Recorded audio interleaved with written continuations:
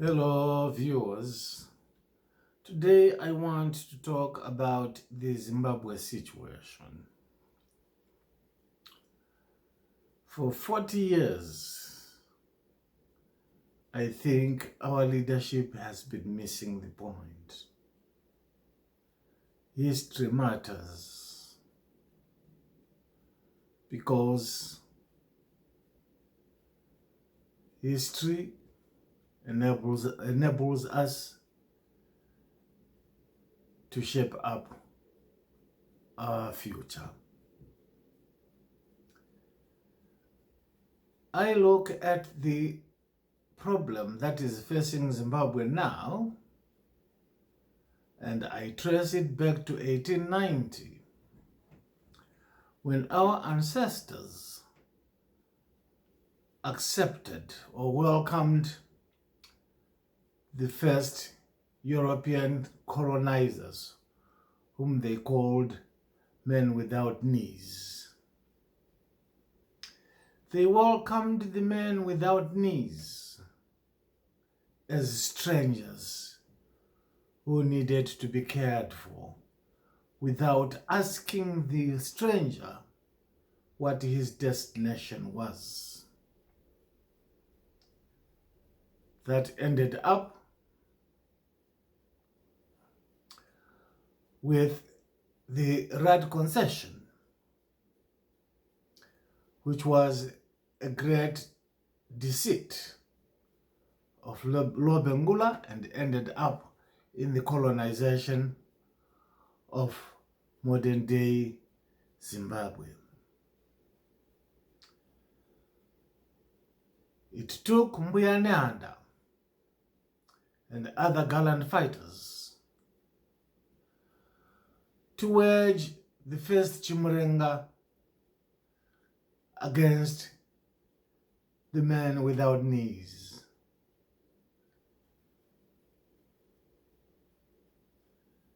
However, the men without knees had deeply entrenched themselves to such an extent that they had become unconquerable. That led to the second Chimurenga,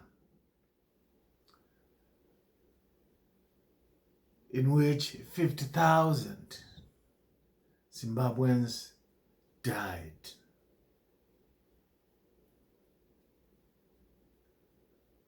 Why did the 50,000 Zimbabweans die?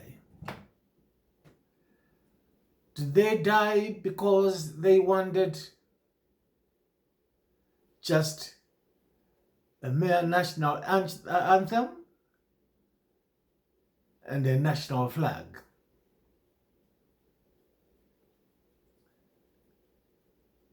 Did they just want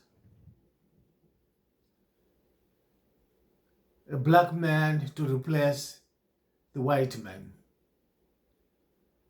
ending up in black colonialism? That was the great betrayal of the Lancaster House Constitution. It is true that so much pressure was exerted on Joshua Nkomo and Robert Mugabe to negotiate the Lancaster House Agreement. But none of the frontline states understood why 50,000 Zimbabweans had laid down their lives.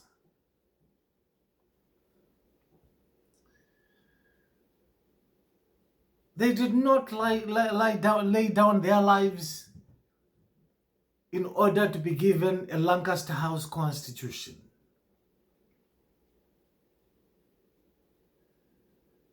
We had actually conquered the enemy to such an extent that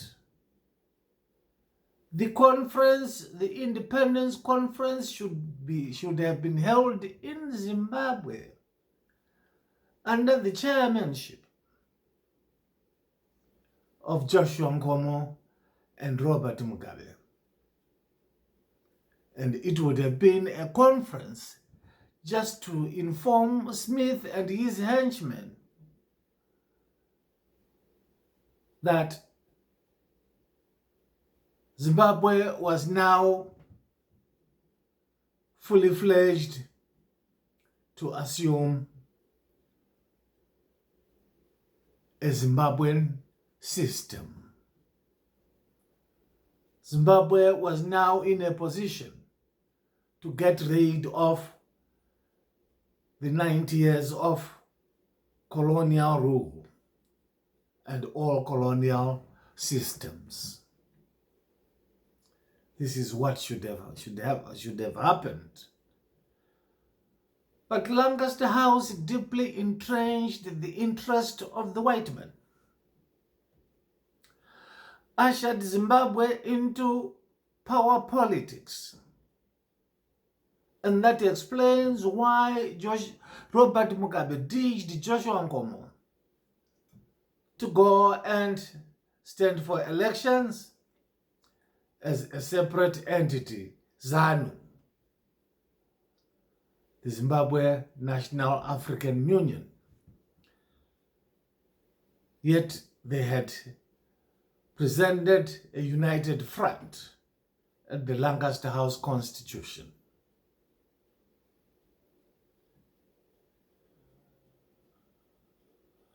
That explains why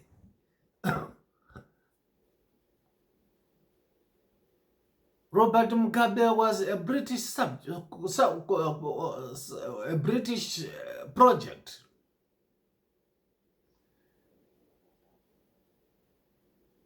And that is why the Queen immediately knighted him, in spite of the fact that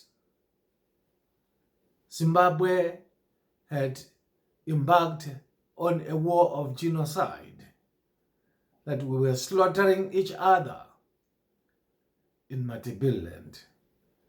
The British were not bothered because Mugabe was singing to their tune. They realized nothing had changed in Zimbabwe. The interest of the white man was deeply entrenched. For instance, the land problem was settled by a willing seller, willing buyer. And Chief Rekai Tangwena summarized it thus: we were selling whose land, and we were buying whose land, who owned the land that we were buying, and who was selling this land.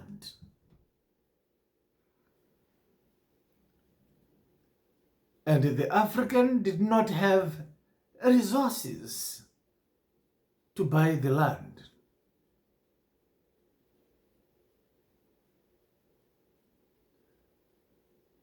It was a sad thing indeed.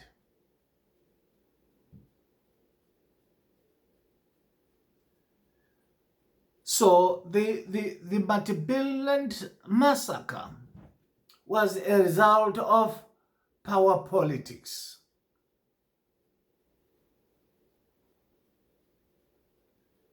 And power politics has marked the trend, our political trend, since 1980.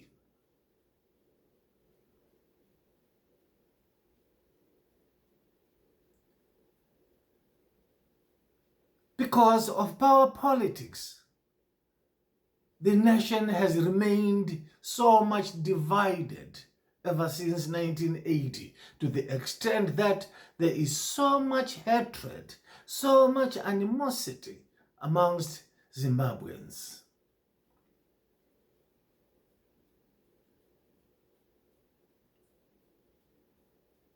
I have said Robert Mugabe was a British project. So was Morgan Tsvangirai when he formed the MDC in 1999. It was also a British project because Mugabe had deviated a little bit when he was forced by the war veterans to take over the land. But instead of distributing the land to the people, the land was parceled out amongst the black elites in Zimbabwe. This was quite in line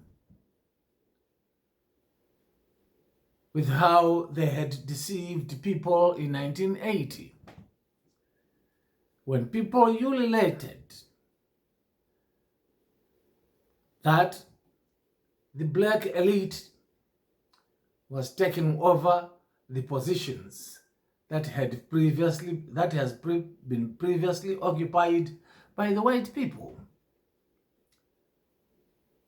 That the black elites were now replacing the whites in the northern suburbs of Zimbabwe.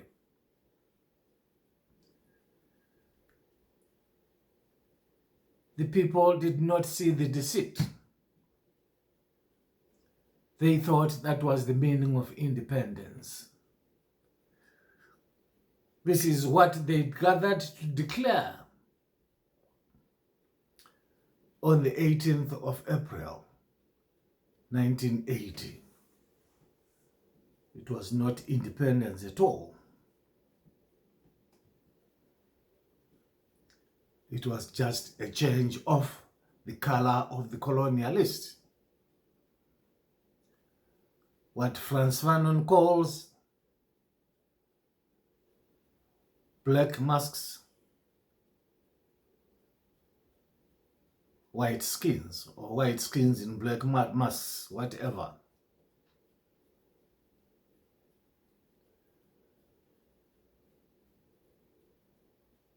So you can see that the old guard element, even after 40 years, is not prepared to change the system.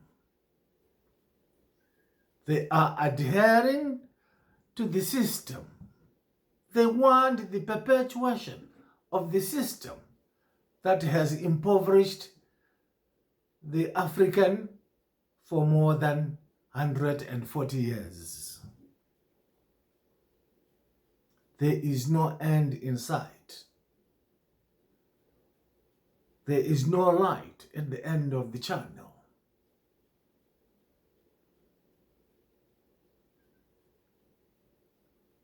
We will continue to suffer until the end of time as long as we are perpetuating the colonial systems.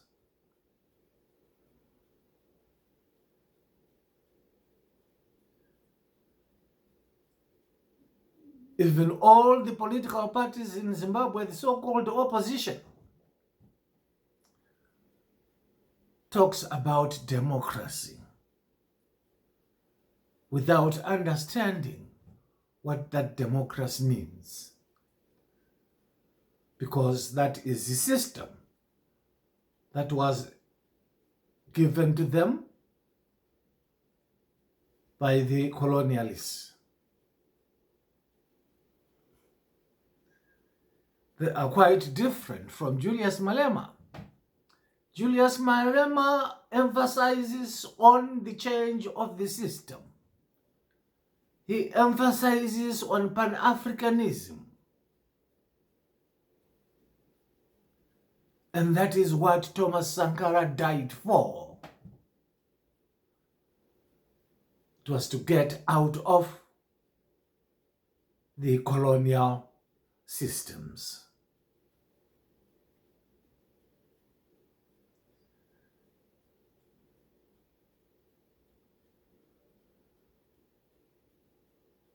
Let us not continue to follow blindly what is not getting us anywhere at all. Let us make reflections and proper reflections of our history and see where all these problems came from. Once we are able to do that, we will then know the right direction to follow. Again, this is the voice in the wilderness, but the voice of true revolution. I will see you in my next video. If you are watching this on WhatsApp, please send it to as many people as you can. I thank you.